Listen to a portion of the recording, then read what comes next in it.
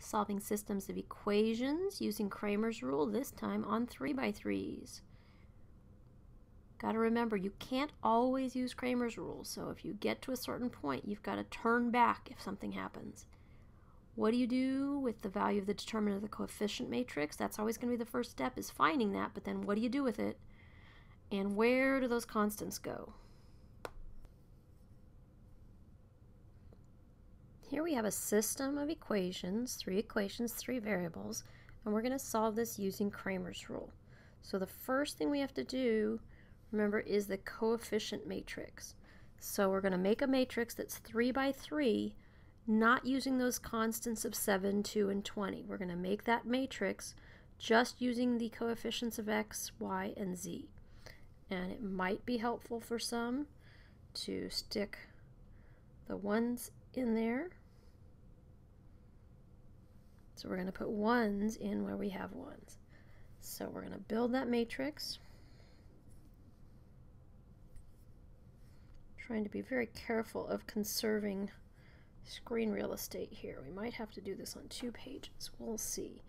1, 2, 4, 1, negative 3, 2, and negative 1, 1, negative 2, and actually I can move this over. 1, 2, 4, repeating the first column. 1, negative 3, 2, repeating the second column. Checking all my signs. Okay, and then remember, we're going to multiply down, down, down,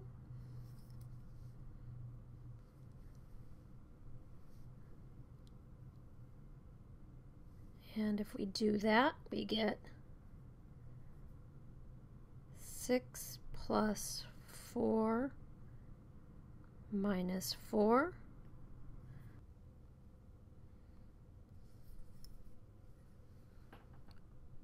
So we get 6 minus 10, or negative 4.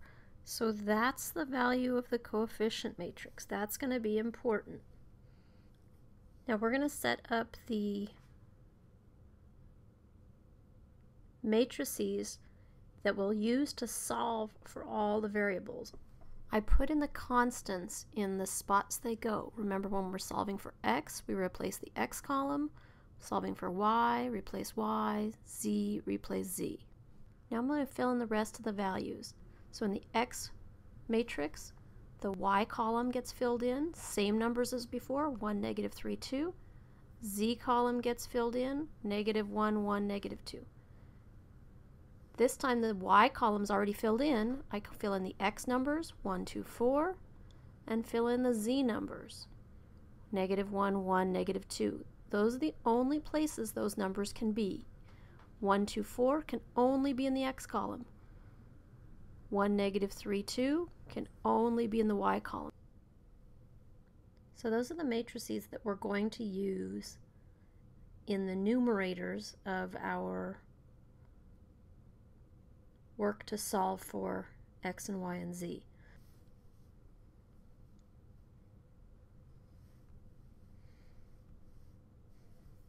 There's all the work for that one. We get 58 minus 70 equals negative 12. And negative 12 divided by negative 4 is 3. So x equals 3.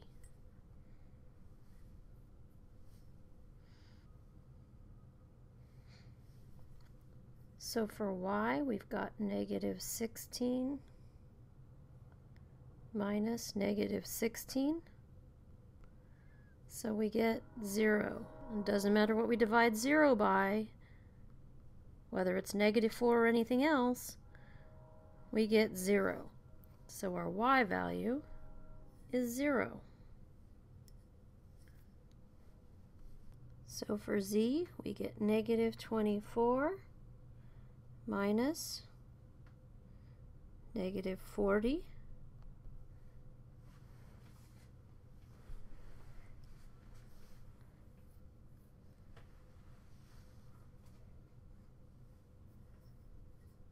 So we get 16. 16 divided by -4 is -4.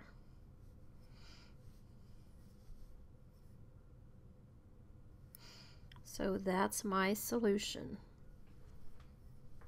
I should check it. I can just kind of do a quick verbal check. 3 plus 0 minus -4 is 7. That works. 6 minus 0 minus 4, so 6 minus 4 is 2. That works. Last one takes a little bit of work.